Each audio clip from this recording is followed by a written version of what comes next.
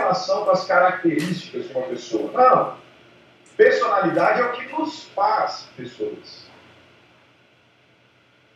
E dessa forma, tente aqui já perceber como que essa questão do início da personalidade é polêmica. Por quê? Porque é o que define o momento em que a pessoa humana começa para o direito. Qual é o início da personalidade? Ou nós poderíamos dizer, qual é o início da pessoa humana? O tema é extremamente polêmico, porque, na verdade, o artigo que nos propõe uma resposta, ele é um artigo, no mínimo, contraditório, que é o artigo 2º do seu Código. Artigo 2º do Código Civil, ele diz o seguinte, observe, a personalidade civil da pessoa começa do nascimento com vida. Ah, professor, então não tem erro. Por que tanta polêmica? O Código Civil está dizendo. A personalidade começa do nascimento com vida. O problema está na sequência. Quando o legislador me diz que a lei põe a salvo, desde a concepção, os direitos do nascituro. O legislador, na primeira parte do artigo 2º, me fala que a personalidade começa do nascimento. Só que a personalidade, meus caros, dentre outros elementos, é a aptidão genérica para ser titular de direitos e deveres na ordem civil. É o que garante à pessoa uma proteção mínima e existencial por parte do Estado. Então, como pode a personalidade começar do nascimento e o nascituro, desde a concepção, ter direitos a serem protegidos? Aí talvez alguns mais atentos à primeira aula, primeiro horário, então dizem, mas o nascituro pode ser um ente despersonalizado. Não há contradição nenhuma dizer que a personalidade começa do nascimento e o nascituro tem direitos desde a concepção. Porque a gente poderia considerar o nascituro como um ente despersonalizado, assim como o condomínio, como espólio, a massa falida. O problema são quais direitos que esse nascituro tem. O nascituro tem direitos de personalidade. E aí veja você, muito embora o espólio tenha direito, a herança jacente, a herança vacante, o condomínio, a massa falida tenha direitos, como bem a Jaqueline lembrou no finalzinho, apontou, esses entes despersonalizados, eles não têm essa proteção mínima e existencial. Portanto, os entes despersonalizados, eles não são titulares de direitos de personalidade. Por isso que o texto é contraditório, sim. Porque ele me diz que a personalidade começa do nascimento, mas que a lei põe a salvo desde a concepção os direitos do nascituro. Que direitos são esses? São direitos de personalidade. São os direitos deferidos a toda pessoa. Então eu tenho aqui uma contradição entre a primeira parte do texto e a segunda parte dele. E essa contradição gera uma confusão terrível.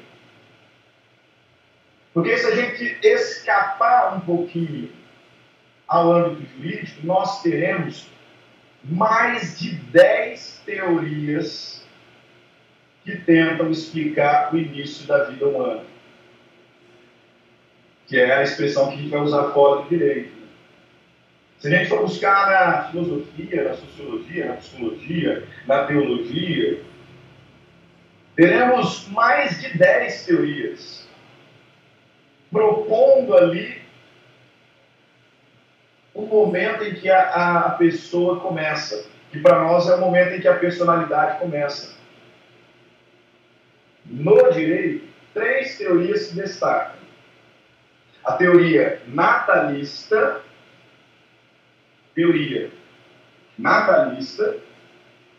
a teoria da personalidade condicional e a teoria concepcionalista. concepcionista. Como eu disse, esse não é um tema pacífico, longe disso, longe disso, longe disso. Quando começa a personalidade? No direito nós temos 3 teorias. Teoria natalista, teoria da personalidade condicional e a teoria concepcionista. Todas elas propondo diferentes momentos de aquisição da personalidade. Isso faz diferença, professor? Lógico, faz. Porque a partir do momento em que se adquire a personalidade, se é pessoa. E a pessoa tem uma proteção mínima e existencial relacionada à sua integridade física, moral e intelectual. O direito mais basilar de todas as pessoas, o direito à vida.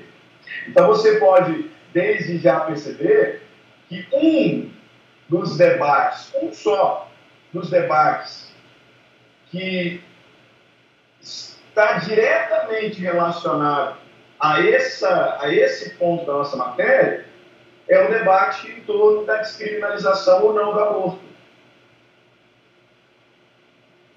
Os debates em torno da descriminalização ou não do aborto estão diretamente relacionados a isso aqui, ó, quando começa a personalidade.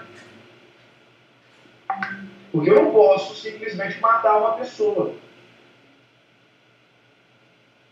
Não posso simplesmente matar uma pessoa. O nascituro. O que é o nascituro? O nascituro é o bebê que está lá na barriga da mãe. Tecnicamente a gente vai dizer, é o ente concebido, ainda não nascido, dotado de vida intrauterina. Isso que é o nascituro. Ente já concebido, ainda não nascido, dotado de vida intrauterina. Bebê lá na barriga da mãe. O bebê na barriga da mãe é uma pessoa ou não é uma pessoa? O bebê lá na barriga da mãe tem personalidade ou não tem personalidade? É isso que a gente busca responder nesse momento da nossa matéria. E como eu já disse, aí eu não vou aqui tentar convencê-los de nada. Nós temos 3 teorias.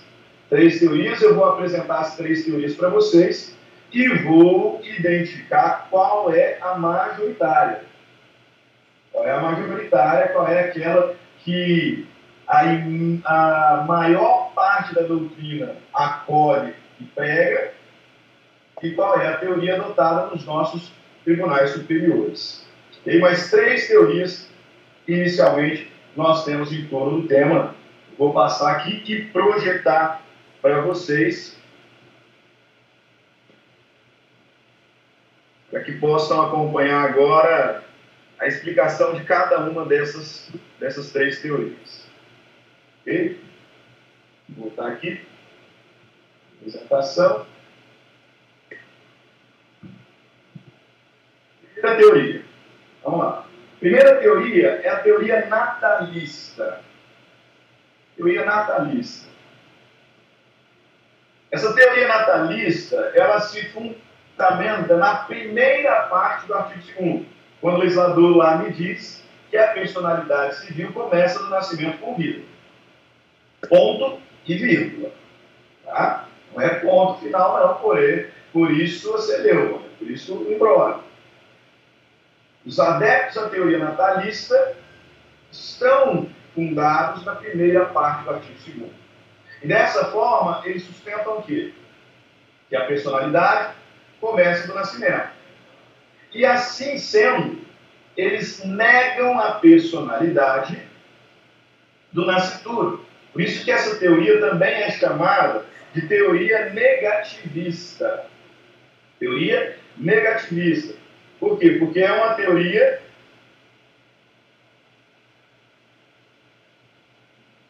só um pouquinho, só deixa eu...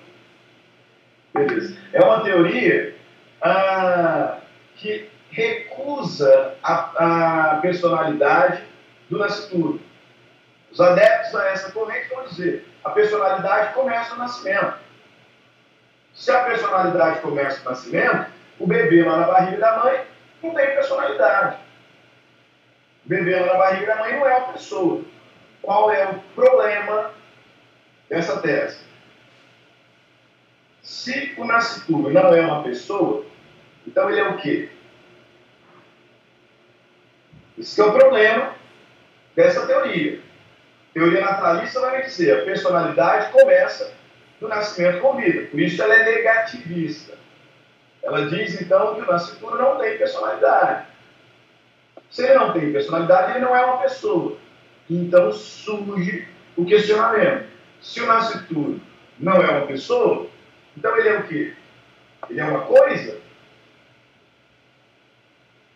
E, inevitavelmente, essa seria a resposta. Porque, repito, no mundo jurídico nós temos dois grupos. O grupo das pessoas e o grupo das coisas. E o que diferencia esses dois grupos é a personalidade. Se a personalidade começa no nascimento, e, portanto, se o nascituro não tem personalidade, se ele não é uma pessoa, inevitavelmente nós deveríamos, então, concluir que ele é coisa. Por isso que eu compartilho com vocês aqui duas lições. Uma do Carlos Roberto Gonçalves, que é aquele livrinho amarelo com verde, né? Carlos Roberto Gonçalves, que eu passei como bibliografia para vocês, em que ele diz, a página 108 do volume 1, muitas são as críticas à mencionada teoria, teoria natalista. Afirma-se, por exemplo, que, entendendo que o nascituro não é uma pessoa, admite a referida teoria que ele deve, então, ser tratado como uma coisa. Qual é o problema?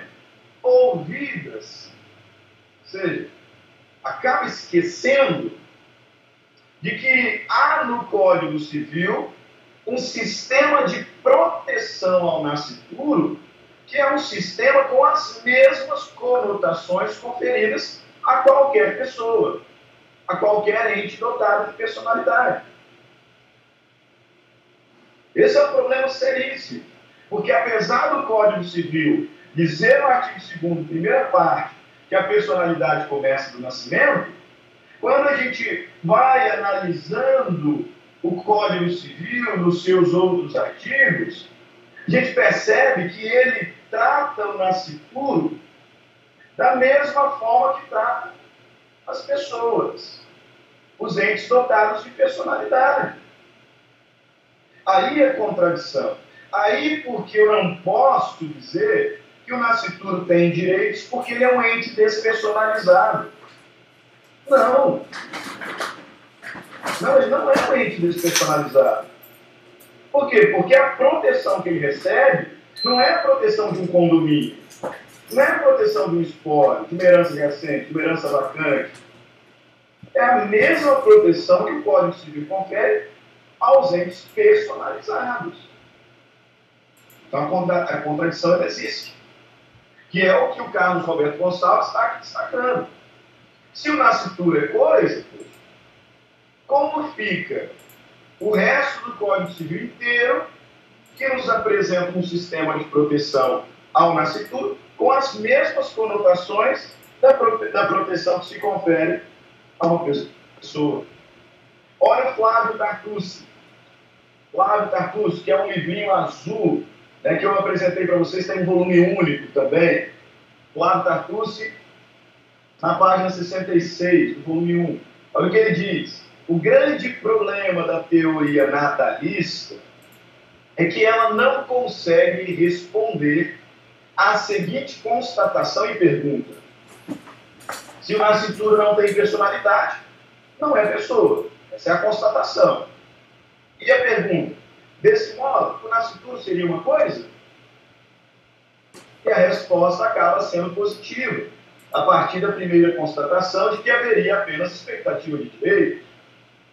Do ponto de vista prático, então, a teoria natalista ela nega ao nascituro até mesmo os seus direitos mais fundamentais. Mais fundamentais. Beleza. Essa é a teoria natalista e o problema em torno dela. Qual que é a outra teoria? A outra teoria é a teoria da personalidade condicional. E essa, eu vou aqui apresentar o conceito, mas eu não vou aprofundar demais, porque ela tem algumas características mais técnicas, tá? que exigem de nós um conhecimento um pouquinho mais adiante do direito civil. Por exemplo, o que é condição? Veja lá, teoria da personalidade condicional. O que é uma condição no direito? Vocês vão aprender no próximo semestre, Direito Civil 2. Vocês vão aprender no próximo semestre que a condição é um evento futuro e incerto. Esse é o conceito de condição para o direito. Da mesma forma que fora do direito, personalidade significa uma coisa, no direito significa outra, condição fora do direito tem um significado e no direito outro significado. No direito, condição significa evento futuro e incerto. Vou só dar um exemplozinho só para eu entender um pouco melhor. Vocês se lembram de uma promoção da Casas Bahia na Copa do Mundo de 2014? Uma promoção chamada Emoção em Dobro. O que foi anunciado pela Casas Bahia nessa promoção Emoção em Dobro? Você comprava uma televisão, não me lembro agora, mas vamos chutar aqui. Você comprava uma televisão de 50 polegadas e se o Brasil fosse campeão da Copa do Mundo, com mais R$1 você ganhava outra, de 45 polegadas. Aí veja bem, essa promoção da Casas Bahia, no direito, a gente diz que ela é uma promoção condicional. Por quê? O direito à segunda televisão estava na dependência do Brasil ser campeão da Copa, o que podia ou não acontecer. Então, observe que ele estava sujeito a um evento futuro e incerto. Isso é condição. Por que agora, então, a nossa teoria ela é chamada teoria da personalidade condicional? Porque os adeptos dessa tese vão dizer que o nascituro é uma pessoa sob condição. Que ele é uma pessoa, mas a personalidade ela só se materializa se ele nascer com vida. Porque, do contrário, será como se nunca tivesse existido. Então, é um evento por incerto. Teoria da personalidade condicional vai me dizer que o nascituro é uma pessoa sob condição. Ele é uma pessoa, mas a sua personalidade só se materializa se ele nascer com vida, o que pode ou não acontecer. Só que o problema dessa tese é o mesmo problema da anterior. Porque se ele é uma pessoa sob condição, ele não pode agora já receber a proteção jurídica de pessoas. Esse é um outro ponto, por isso que eu falei que eu só vou explicar.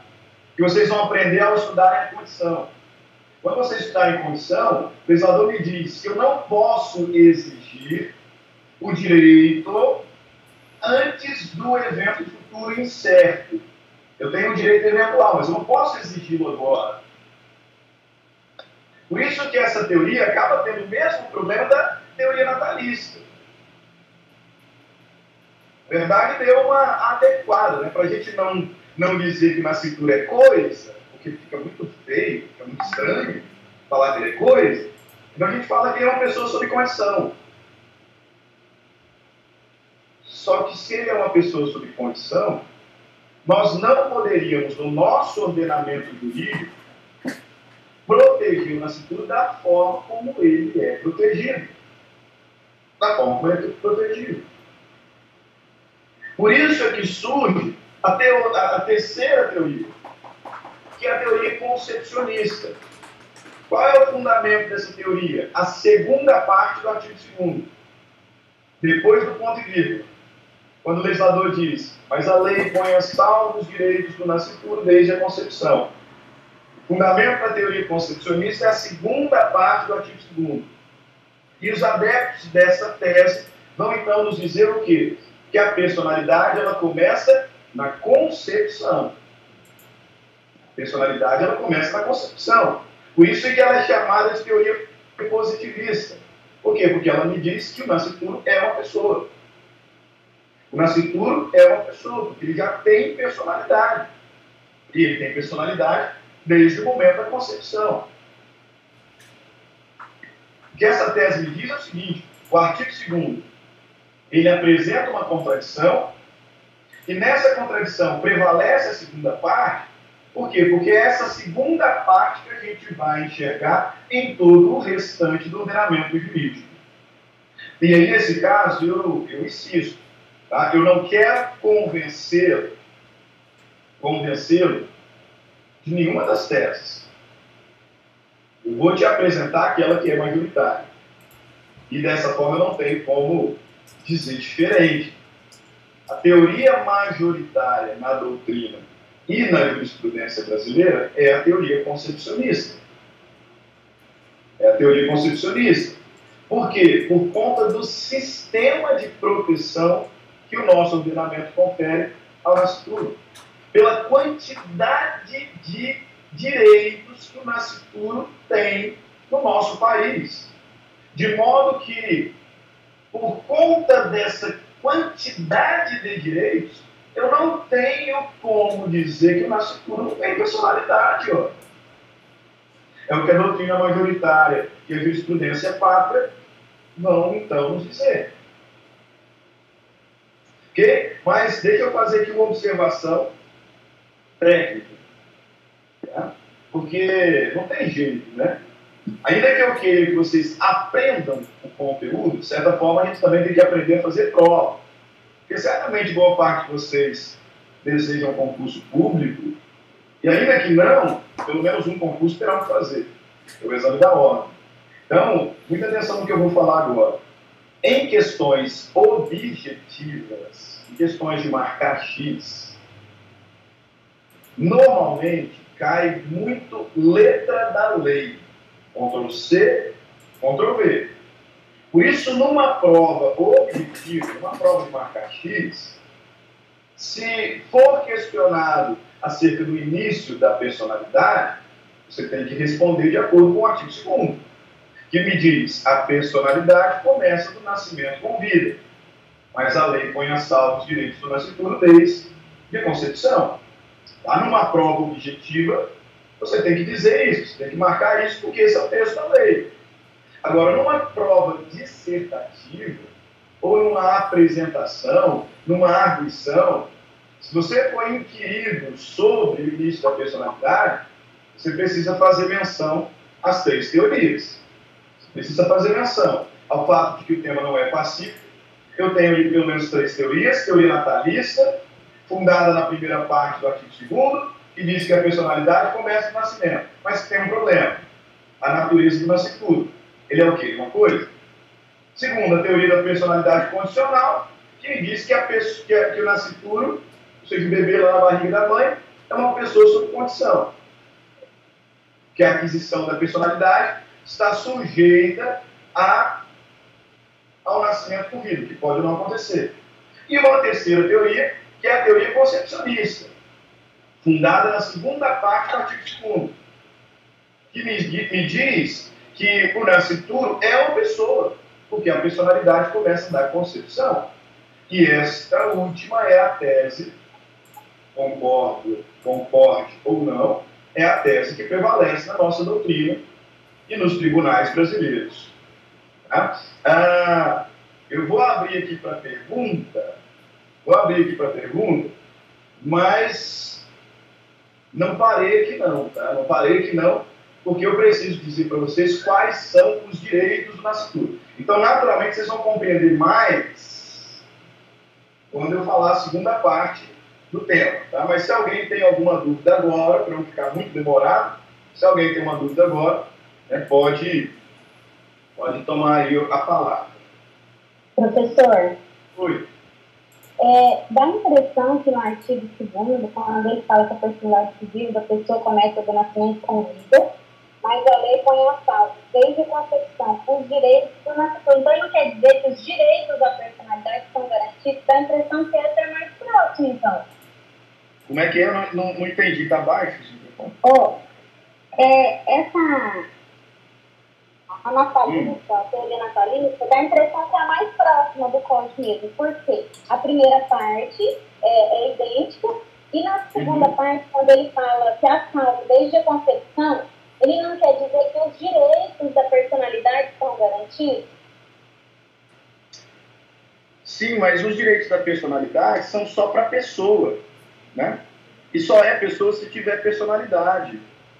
Então, como é que a personalidade ela começa do nascimento, mas algo, porque aí seria algo, que ainda não nasceu, tem direitos e tem direitos de personalidade. Né? É aí que está a contradição. Porque sim, você está correto, e é por isso que eu disse, numa prova objetiva, você tem que responder mais no sentido da natalista. Por quê? Porque é o texto da lei. A personalidade começa no nascimento, está lá com a lei. Interpretação simples. O problema é que, fica bem, direitos da personalidade. Ou seja, direitos de quem tem personalidade. Direitos de uma pessoa. Como pode a personalidade começar do nascimento, mas o nascituro ter direitos da personalidade desde a concepção? Ele não é pessoa ainda. Percebeu? Ah, professor, mas poderia ser, então, só a proteção de uma expectativa do direito. O legislador, não sei se é o que você estava pensando, né, Carlos, mas o legislador poderia estar me dizendo, sem contradição, ele poderia estar me dizendo que a lei põe a salvo os direitos que o nascituro um dia terá, se ele nascer com vida. Só que eu não posso proteger ele. Efetivar esses direitos por antecipação, então.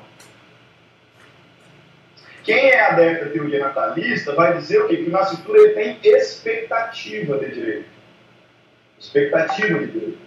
Só que a expectativa de um direito ela não pode ser exigida agora.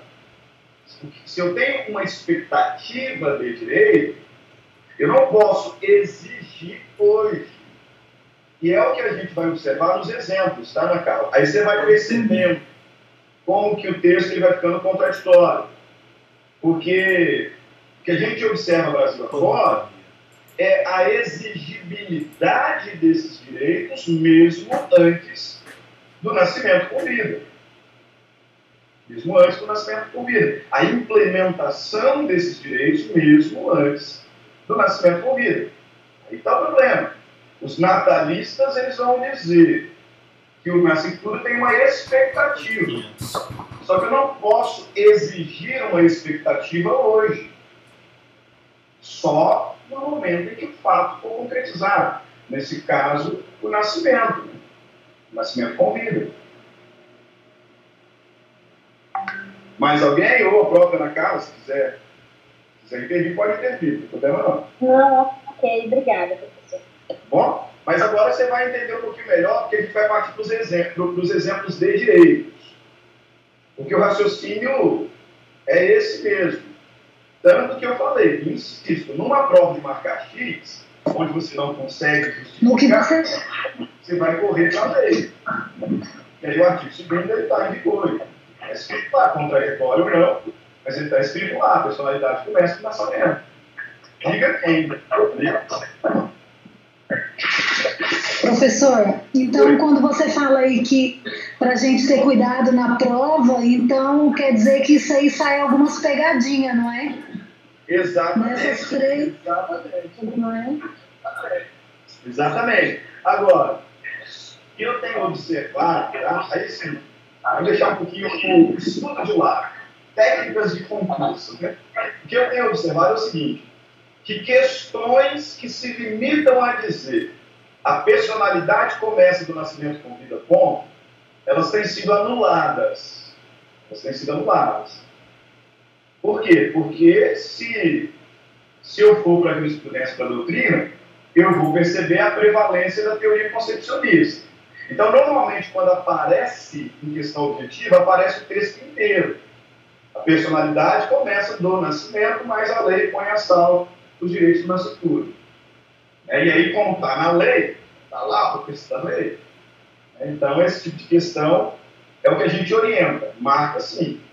Agora, numa dissertativa, numa apresentação, independente da tese que você abordar, fale da existência de todas as três teorias.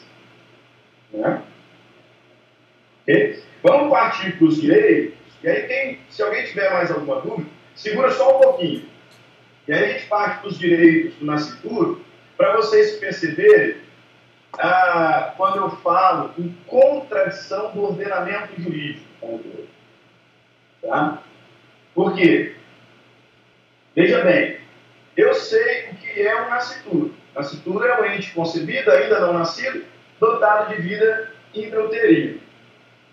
Quais são os direitos que o nascituro tem no nosso ordenamento? E que o artigo 2º não identifica. O artigo 2º está dizendo: a personalidade começa do nascimento, mas a lei põe a salvo o nascituro desde a concepção. Põe a salvo os direitos do nascituro desde a concepção. Quais direitos são esses? O artigo 2º ele não identifica.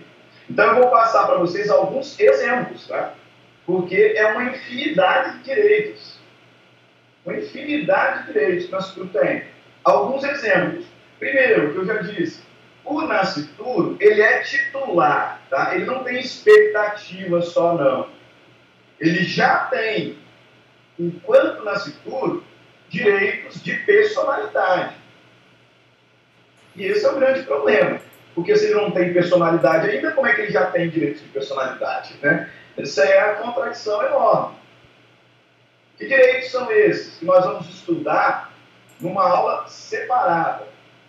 Integridade física, integridade moral e integridade intelectual. E nessa aula separada, a gente vai ver que até mesmo o natimorto, que é aquele que não nasceu vivo, é aquele que nasceu morto, ele é protegido pelos direitos da personalidade. Por isso que vai ficando mais contraditório. Porque o nascituro não apenas tem direitos da personalidade, mas se ele não nascer com vida, ele será protegido desses direitos. Professor, como assim? Pelo menos 3, mas a gente vai ver em aula futura. Sepultura, imagem e nome. Sepultura, imagem e nome. São 3 direitos que devem ser protegidos, mesmo a um natimorto. O que é um natimorto? É aquele que nasceu já morto. Que já nasceu morto. Se a personalidade começa do nascimento com vida, como pode o nascituro ser titular de direitos da personalidade e não apenas o nascituro, o natimorto ser protegido por ele? Esse é um primeiro problema. Segundo problema, e esse eu quero que vocês abram um código, porque aí a contradição fica feia para o legislador. Eu quero que vocês abram um código nesse caso. Abra aí, artigo 1798. Artigo 1798. Artigo 1798 do Código Civil. Tá? Meu comentário, então, tem que passar muita folha para chegar nele. Artigo 1798. Tá aqui. Olha o que o legislador diz, que curioso. Legitimam-se a suceder as pessoas nascidas ou já concebidas no momento da abertura da sucessão. O que o legislador está dizendo aqui? São herdeiros. É isso. Legitimam-se a suceder. Se são herdeiros as pessoas nascidas ou concebidas à época da abertura da sucessão, ou seja, à época da morte do autor da herança. Espera lá. Se personalidade é o que define a pessoa, e a personalidade começa do nascimento, se não tem personalidade é coisa, como pode o legislador agora no artigo 1798 dizer são herdeiros as pessoas já nascidas e as pessoas já concebidas à época da abertura da sucessão? Ora, se a personalidade começa do nascimento, como é que aquele que não nasceu ainda, o legislador agora está chamando de pessoa?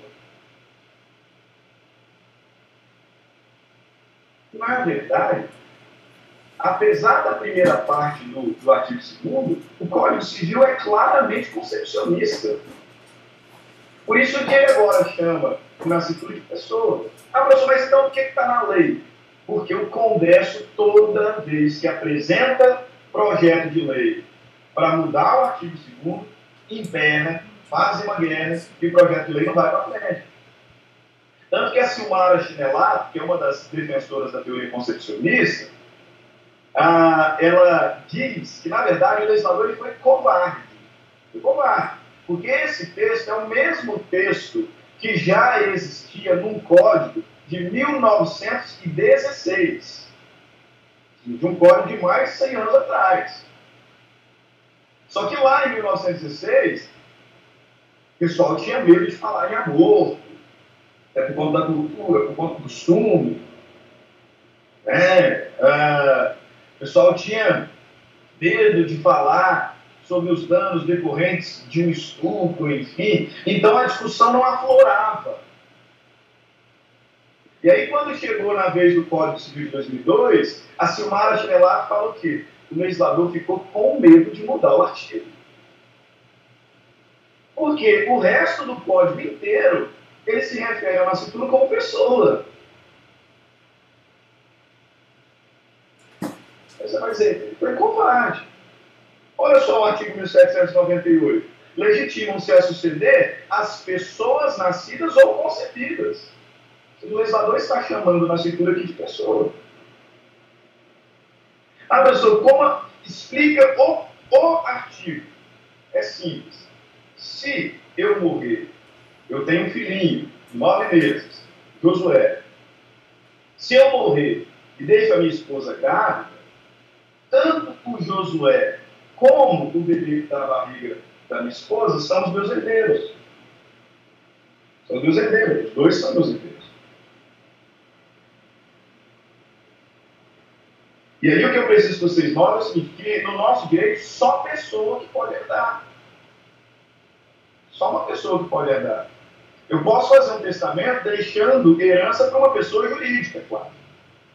A gente estava comentando sobre isso. Eu posso fazer um testamento deixando uma herança para o NIC, por exemplo, que é uma pessoa jurídica.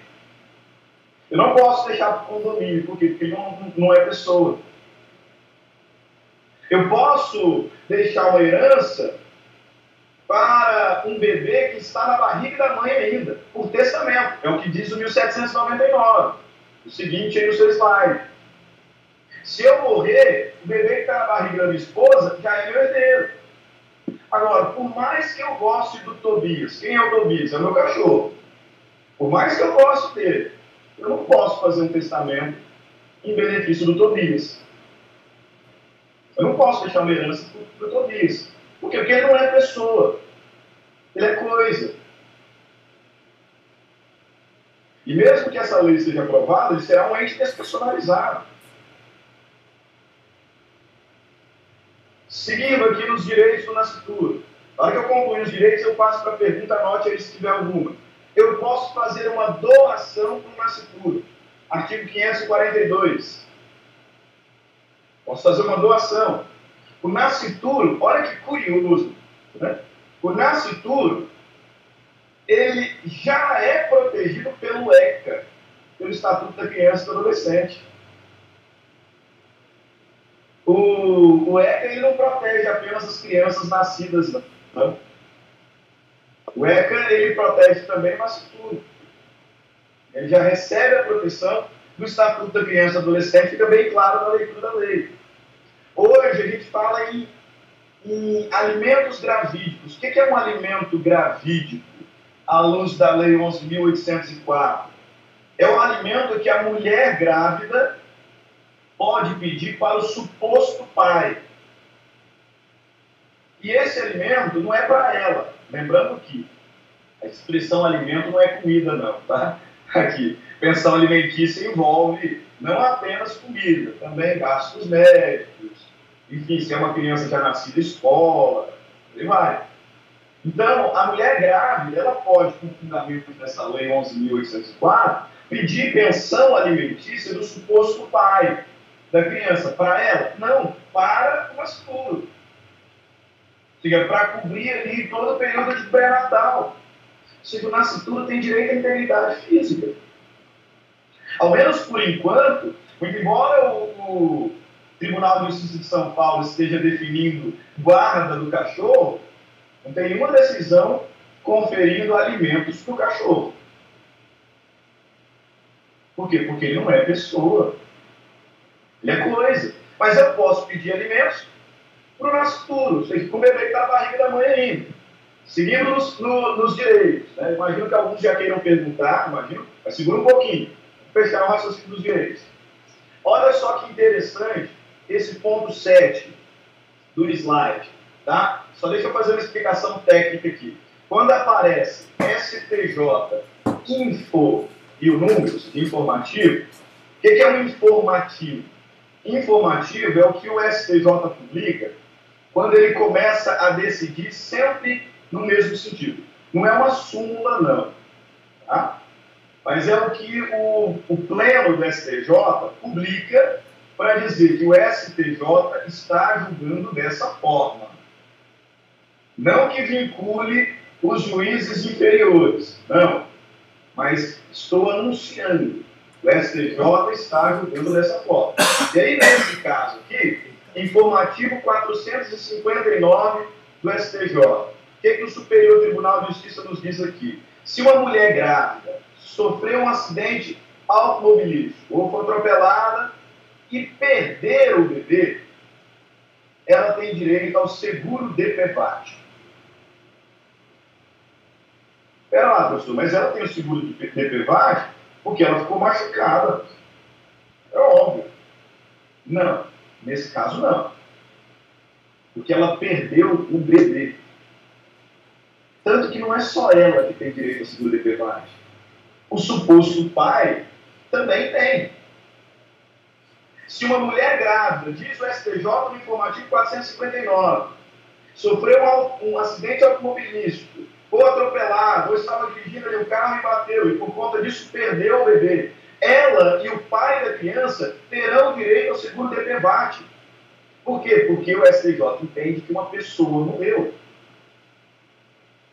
Se a minha esposa está dirigindo o carro e o Tobias, que é o nosso cachorro, está ali com ela no carro, ela bate o carro e o Tobias morre, a gente não tem direito a DPVAT. A gente não tem direito a DPVAT. Por quê? Porque o Tobias não é pessoa. Agora, se ela está grávida, bate o carro e perde o bebê, não só ela, eu também. A gente tem direito ao seguro DPVAT.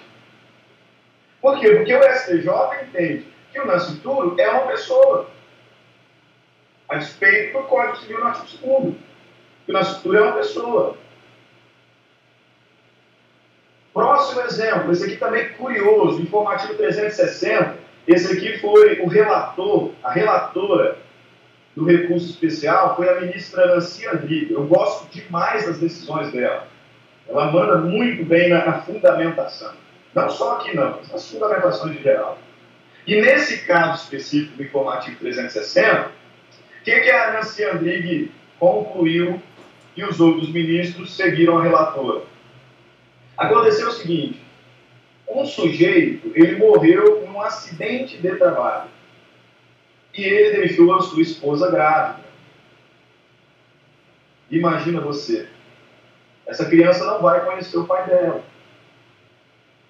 O pai morreu antes dela nascer. E aí aconteceu no caso concreto que foi ajuizado contra a empresa onde esse rapaz morreu no acidente de trabalho, foi ajuizada contra a empresa uma ação indenizatória por danos morais que a criança propôs. Depois nasceu, sim, mas que a criança propôs alegando que ela sofreu um dano moral porque o pai morreu quando ela ainda era um nascituro e, portanto, ela nunca vai conhecer o pai. E a Nancy Andrighi concluiu que, de fato, ela sofreu um dano moral e obrigou a empresa a pagar a indenização. Ah, professor, mas qual a relação disso com a nossa matéria? Isso eu quero que vocês anotem. Esse pedacinho que eu vou falar, eu quero que vocês anotem. Porque tem muita gente que pede dano moral sem saber o que é dano moral. Tem muita gente que pede dano moral e não faz ideia do que é dano moral. Acho que tem cada dano moral toda hora. O que é um dano moral? Dano moral é uma violação a direito da personalidade. O dano moral é uma ofensa a direitos da personalidade. E esse julgamento é interessante para nós, por quê? Porque quando o pai da criança morreu, ela estava no ventre da mãe ainda. E se ele não tivesse personalidade, ele não poderia sofrer um dano moral. Olha lá, dano moral é a violação de um direito da personalidade.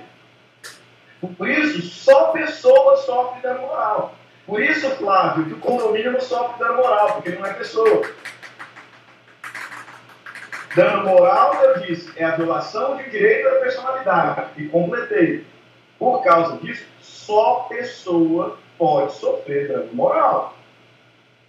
Quando a anciã André me diz que a morte do pai dessa criança feriu a sua moral, quando ela ainda estava na barriga da mamãe, ela, coisa não sofre dano moral. Ah, professor, mas ele tinha expectativas de direito. Mas eu não tenho como ter violado a expectativa de um direito. O que é violado é o direito.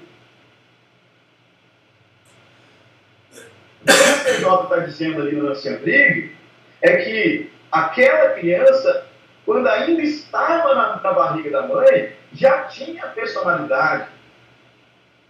E a violação dessa personalidade configura dano moral. Um outro exemplo que é mais comum. Eu imagino que todos vocês tenham ouvido falar desse caso aqui. Todos vocês têm ouvido falar desse caso. Que é o caso do Rafinha Bastos contra a Vanessa Camargo. Quem não se lembra, puxa na memória aí. E certamente você ouviu falar sobre esse caso. O que aconteceu quando o Rafinha Bastos ele era apresentador do CQC, do programa Custe o que Custar. Deixa eu até trazer a câmera aqui de volta para mim, que eu até esqueci que estava na apresentação. Eu vou voltar aqui para mim. Programa CQC, programa Custe o que Custar. Na bancada do CQC, nós tínhamos ali como o apresentador principal Marcelo Taz, e ele era acompanhado do Marco Luque e do Rafinha Bastos. E aí, num certo programa, eles foram para uma entrevista, lá numa festa, eles mandaram a reportagem lá para uma entrevista, numa festa, e nessa festa estava a Vanessa Camargo, grávida, com um barrigão já, ele está com 8 meses, 7 meses, estava com um barrigão. E aí fizeram lá a entrevista com a Vanessa Camargo e tal.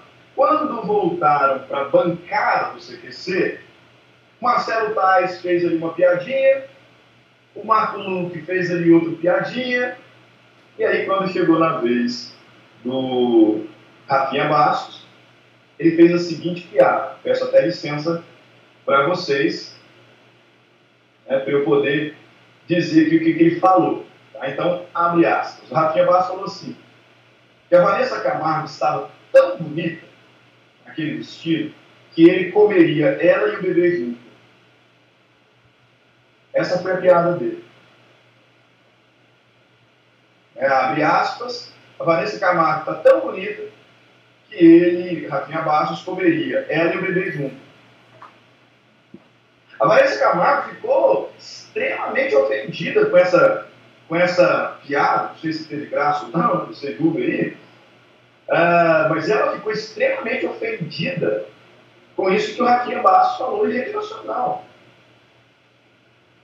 E alegando então que a honra dela foi ofendida, e a honra é um direito de personalidade, a honra, a moral são direitos da personalidade, o que ela fez? Ela ajuizou uma ação indenizatória por danos morais contra o Rafinha Bastos. Só que a peculiaridade dessa ação é que os autores da ação, ou seja, quem estava pedindo dano moral, era a Vanessa Camargo, o marido e o nascituro. O bebê não tinha nem nascido ainda. E já estava como parte de um processo. Ela ajuizou a ação contra o Rafinha Bastos, postulando indenização por dano moral, e os autores dessa ação eram ela, o marido e o nascituro.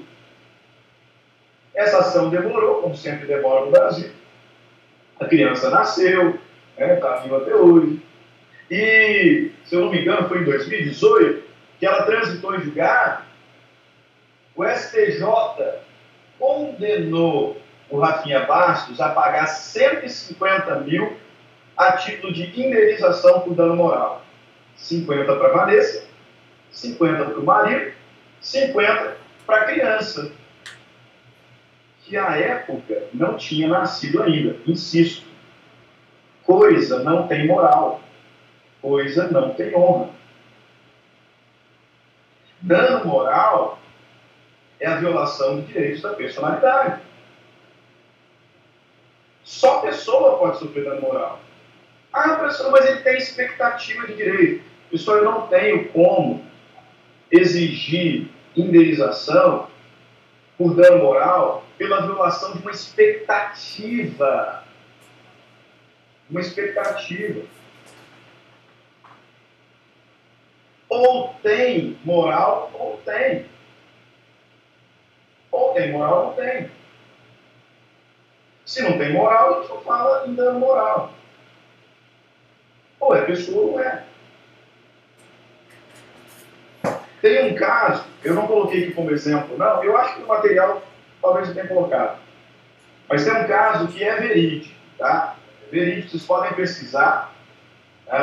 Não me lembro agora o número da ação de cabeça, mas é verídico. Estou falando isso por quê? Porque é muito peculiar a situação. Aconteceu o seguinte, tinha uma mulher, ela estava dirigindo um carro, uma senhora, e aí ela parou no semáforo, e ela olhou para o lado e tinha um outdoor de uma clínica da mulher, que trabalhava ali com gestantes também. Lá um outdoor, e nessa propaganda da clínica, tinha a imagem de uma ultrassonografia. E aí deixa eu só fazer um adendo, que eu tenho feito em sala por conta da experiência recente. Eu disse que o meu filho tem 9 meses. Então, no ano passado, eu acompanhei minha esposa em quase todos os exames de ultrassom. Quase todos. E eu confesso para vocês, eu nunca vi nada naquilo. Eu nunca vi nada naquilo. Desde os primeiros, obviamente não no primeiro, mas assim que eu já estava um pouquinho formadinho, lá no início ainda, a minha esposa e a médica ficavam, olha ali a perninha, olha ali o bracinho. Nos últimos exames, a minha esposa já estava falando com quem que ele parecia.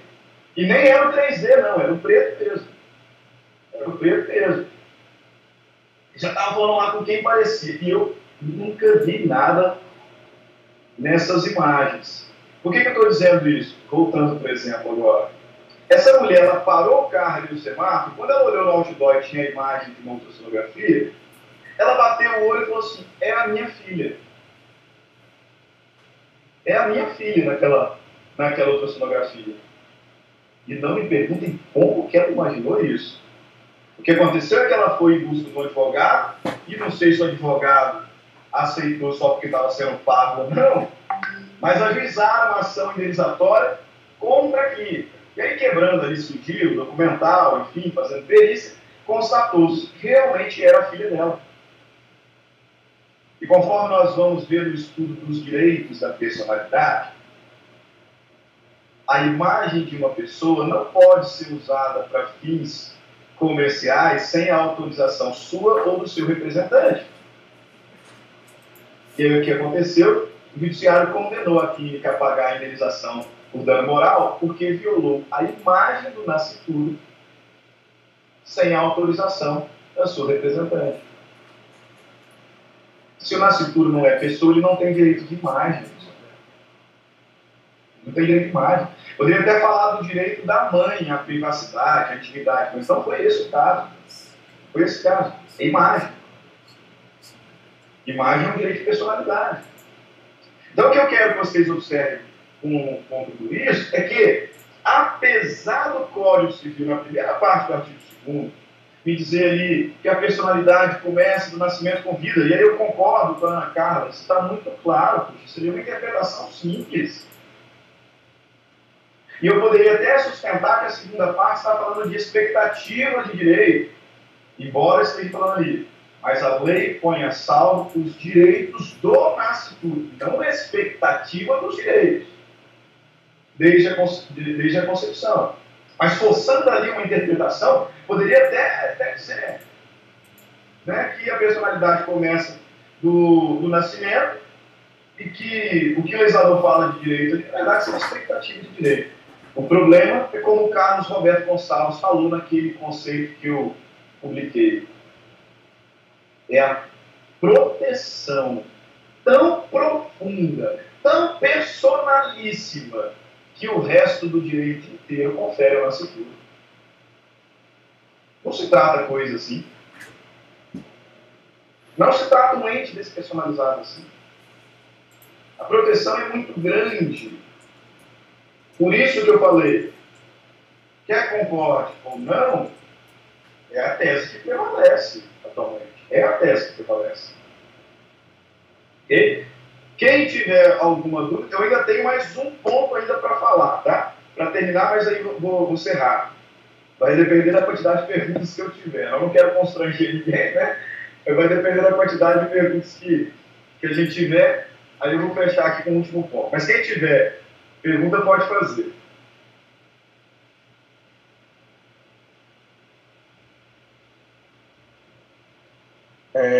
Então, no caso do condomínio, vamos supor que um jornalista faça uma matéria denegrindo a imagem do condomínio. Por ele não ser uma pessoa, no caso, então, ele não tem um dano moral. Dano moral, não. Então, mas...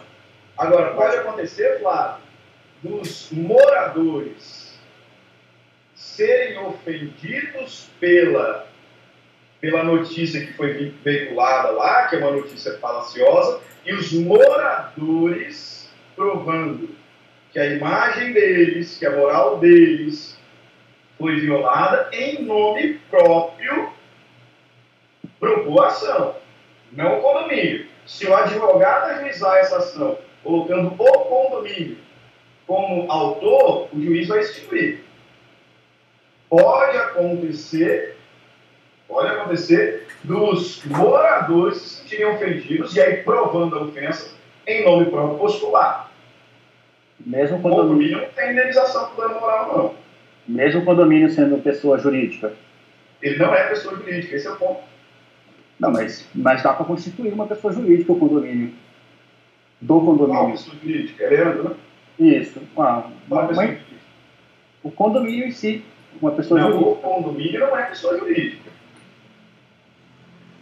O condomínio não é pessoa jurídica, ele é um ente despersonalizado. Não, eu sei, mas ele dá para constituir uma pessoa jurídica do condomínio? Então, mas aí qual pessoa jurídica? Um CNPJ do condomínio, para ele comprar, para gerir. Por isso que eu falei lá no início. A peculiaridade é exatamente essa, porque ele tem até CNPJ, que é o Cadastro Nacional de Pessoas Jurídicas. Sim. Mas o direito confere esse CNPJ só para facilitar as relações jurídicas que ele tem. Para a gente não ter que criar uma outra figura só para o condomínio. Né? É uma tecnia, sem dúvida. Professor. Não, entendi. É que eu não estava no início. Professor. Como? Existe... Nesse caso... Isso. Pode falar. Fala a Rosana primeiro e depois a gente coloca falando. Fala. Professor, nesse caso, então, do condomínio, que o pessoal está falando aí, nesse caso, então, tinha que abrir o processo em nome do síndico, no caso? Não, o síndico poderia, ele postular, se disser que ele, síndico, na pessoa dele, foi ofendido. Agora, se os moradores também se sentiram, cada um vai ter que propor a sua ação. Ah, entendi. Não pode ser o condomínio. Principalmente, então, o processo, né? Ok. Só que eu insisto, pessoal, porque esse questionamento que vocês estão fazendo é um questionamento extremamente razoável. Um questionamento extremamente razoável. Por quê? Por conta da quantidade de direitos que a gente vê o condomínio desenvolver. Por isso que eu falei, acho que é a terceira vez que eu estou falando, que o condomínio, que já tem muitos doutrinadores Brasil afora, que estão pregando a mudança da natureza do condomínio, para que a gente passe a considerá-lo efetivamente, legalmente, como pessoa jurídica.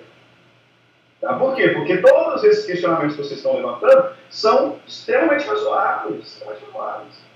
Tá? Professor, o condomínio, e ao contrário, ele pode ser o gerador do dano moral? Vamos supor que ele tem um empregado, aí aconteceu algum problema com o empregado. Aí pode. Aí sim, Flávio. Pode sim. Ele pode praticar um ato ilícito. E aí o condomínio deve indenizar. Isso é perfeitamente possível. E eu te falo em quais situações que a gente tem visto dano moral que o condomínio tem que pagar. Não pode sofrer, porque o dano moral é a violação do direito à personalidade. Ele não tem como sofrer o dano moral, porque ele não tem personalidade. Mas ele pode violar a personalidade de outro. Por exemplo, isso a gente tem visto muito Brasil afora, quando o condomínio proíbe o condômino inadimplente e o constrange de usar a área comum. O judiciário já disse que o condomínio não pode proibir o condômino, mesmo inadimplente, de utilizar as áreas comuns, a piscina, a churrasqueira. E o STJ tem ido além, falando que quando isso acontece, o condomínio ofende a moral do morador. E aí ele pode ser obrigado a indenizar o morador. E? Meio louco de entender isso aí, porque se ele não é uma pessoa, ele vai gerar um dano. No caso, seria o síndico, né? O representante que estaria dando dano moral na pessoa. Aí nada impede que o condomínio, em regresso, cobre do síndico, tá, Flávio? Se ficar demonstrada a culpa do síndico, se ficar demonstrada a culpa, a responsabilidade do síndico, negligência, nada obsta que o síndico seja cobrado depois em regresso. Não vejo óbice absolutamente nenhum.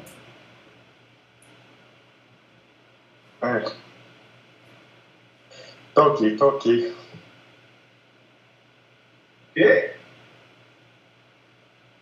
Vou fazer o seguinte, né? Vou deixar isso para vocês pesquisarem. Então, vou fazer uma prova só sobre condomínio para vocês. Hoje existe o direito condominial, né, professor? Inclusive está bem alta, né? Sim, é um nicho de trabalho interessantíssimo, Rony. Sim, eu conheço. É um nicho de trabalho chato, né? Porque quando mexer com relação condominial é bem estressante, mas é um nicho de trabalho hoje bem em voga. A gente tem advogados especialistas só em condomínio hoje. Inclusive foi formada uma comissão de direito recentemente, acho que ano passado, na OAB. Comissão de direito condominial. E a tendência é essa mesmo. Porque a relação condominial, a relação jurídica condominial, ela é extremamente complexa. Tem diversas peculiaridades. Por exemplo, um dos problemas que eu vejo de mudar a natureza do condomínio, sair de ente despersonalizado para pessoa jurídica, é continuar com a possibilidade de penhorar o apartamento pelas dívidas condominiais. Por que eu digo isso?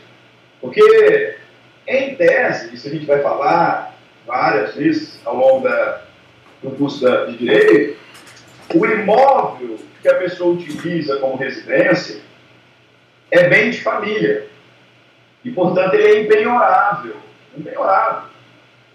Se eu devo 50 mil para o Flávio e eu não pago, ele pode penhorar meu carro, pode penhorar até o dinheiro que eu tenho em conta, né, fazer um bacente útil. penhorar outros bens que eu tenho. Agora, o meu apartamento, que é onde eu moro, que é o meu asilo, que é o abrigo meu da minha família, é bem de família, é impenhorável. Impenhorável. Só que, se eu deixar de pagar a dívida do condomínio, o meu apartamento, mesmo sendo único, pode ser penhorado. Pode ser penhorado. E uma das razões é por quê? Porque o condomínio não é uma pessoa. Isso é uma obrigação que a gente vai chamar de uma obrigação próprio terreno, lá no terceiro semestre. É uma obrigação da coisa mesmo. Que não acontece, por exemplo, Flávio, se for uma associação de moradores. O STJ tem entendido. Se for uma associação de moradores, como às vezes faz, parece muito um condomínio, mas não é. Não é. É uma rua ali sem saída, aí faz uma associação de moradores, coloca uma guarita, uma portaria, cancela e tal. Vira quase um condomínio. Mas não é um condomínio, é uma associação. Qual é a diferença entre condomínio e associação? A associação é pessoa jurídica. O condomínio não é.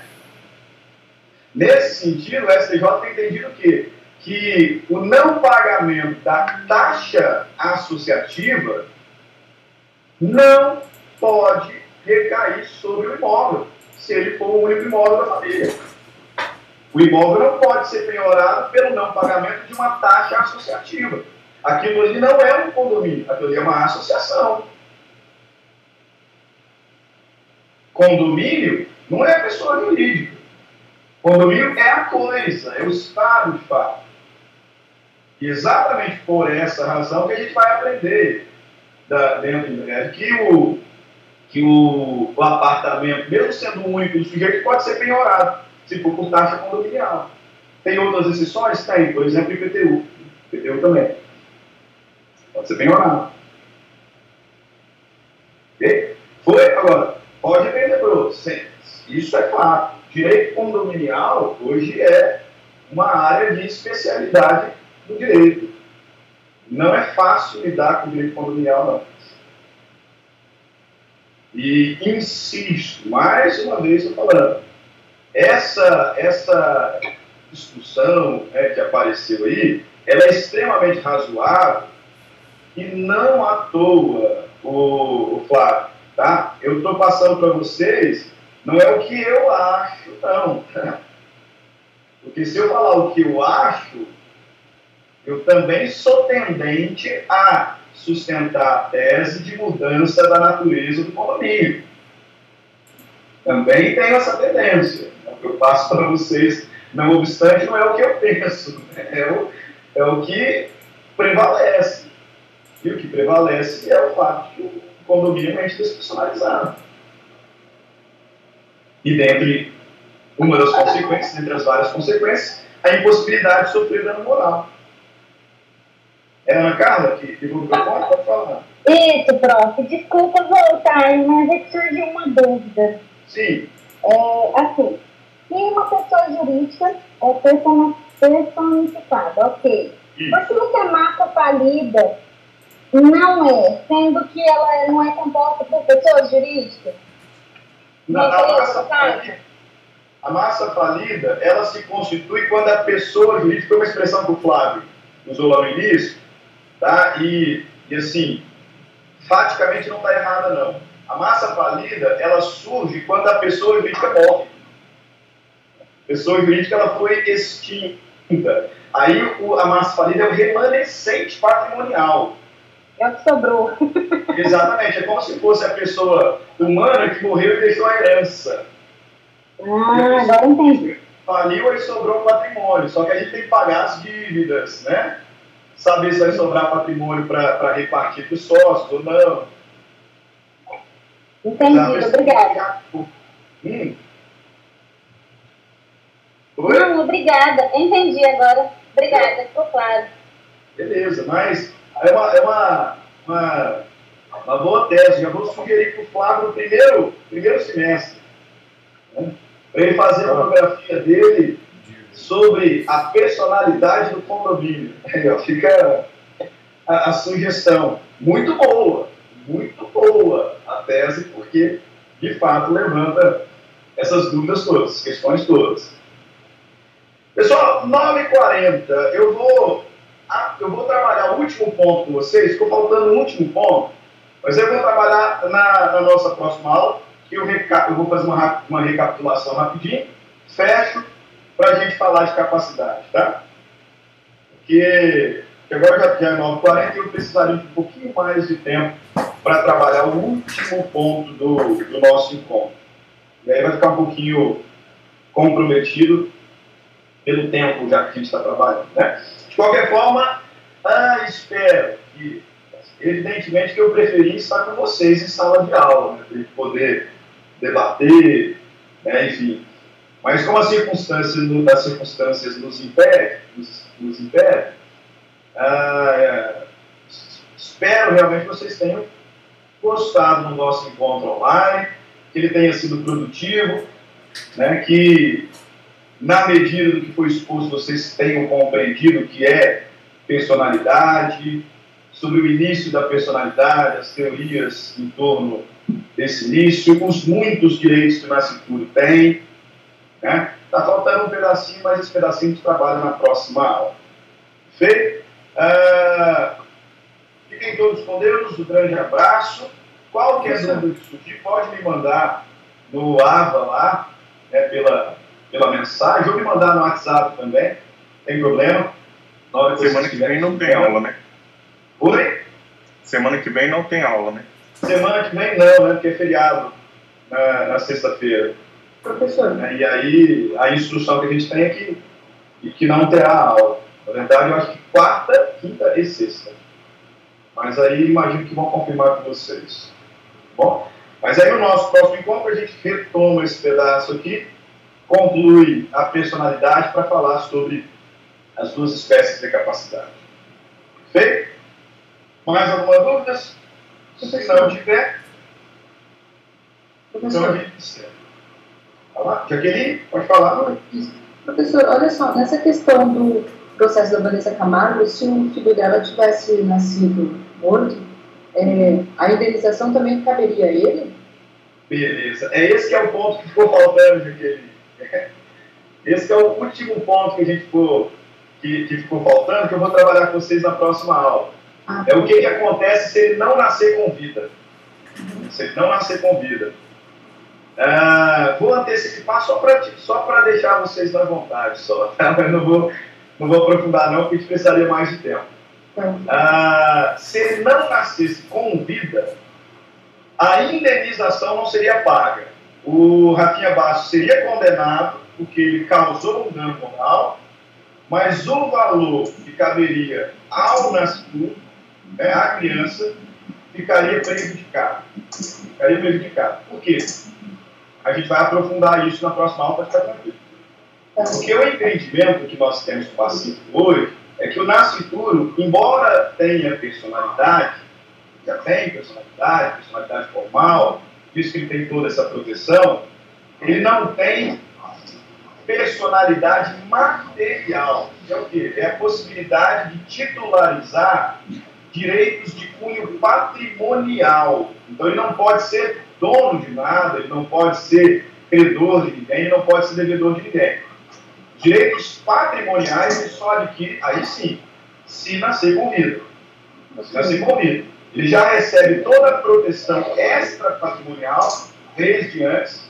Né? Por exemplo, se antes dele nascer, o Rafinha Bastos continuasse ali fazendo as piadinhas de forma jocosa com relação ao processo previsado, o juiz, em proteção do nascituro, poderia proibir o Rafinha Bastos de pronunciar na mídia o nome da Vanessa Camargo e pronunciar o bebê. Porque essa é uma proteção extra-patrimonial. Poderia proibir a Band, proibir o programa CQC de falar sobre o caso, porque essa é uma proteção extra-patrimonial. Essa proteção o nascituro já tem desde a concepção. Só que ele não pode ser dono de nada. Não pode ser credor de ninguém, não pode ser devedor de ninguém. Para isso ele tem que nascer com vida. Que é o que a gente vai falar no início da próxima aula. Vou retomar com você na próxima aula. Ok, então, obrigada. Tem um dado curioso, que é quando que começa, o que marca o nascimento do Vitor? Que marca o nascimento do Vitor? Como é que eu distingo se nasceu morto, se nasceu vivo? Morreu no parto. Como é que eu sei se nasceu vivo, se nasceu morto? Então tem umas peculiaridades que a gente precisa trabalhar no início da nossa próxima aula. O Aprígio ligou o microfone? Sim, professor. Pode falar. Como que vai ser a parcial? O senhor já falou, se falou, eu não acompanhei. Sim, eu falei no início da live e os demais, eu vou postar esse final de semana um banco de questões sobre a lei de introdução às normas do direito brasileiro. Na primeira unidade da primeira sessão. Tá? Vou lá colocar parcial 1 e vai valer metade da parcial. E aí vai ter todas as instruções, dia de entrega, como é que vocês vão me entregar, né? Como que vai ser feito o trabalho. Tá bom? Na primeira unidade da primeira sessão. Valeu, tamo junto. Mais alguém? Não? Então é isso, pessoal. A gente vai Obrigado, professor. Obrigado. Obrigado. Até mais. Tamo junto. Abração, pessoal. Com Deus. Próxima aula a gente está junto de novo. Mas quem sabe já lá na faculdade, não sei, né? Vamos esperar. Mas até mais. Fiquem com Deus. Tchau, tchau.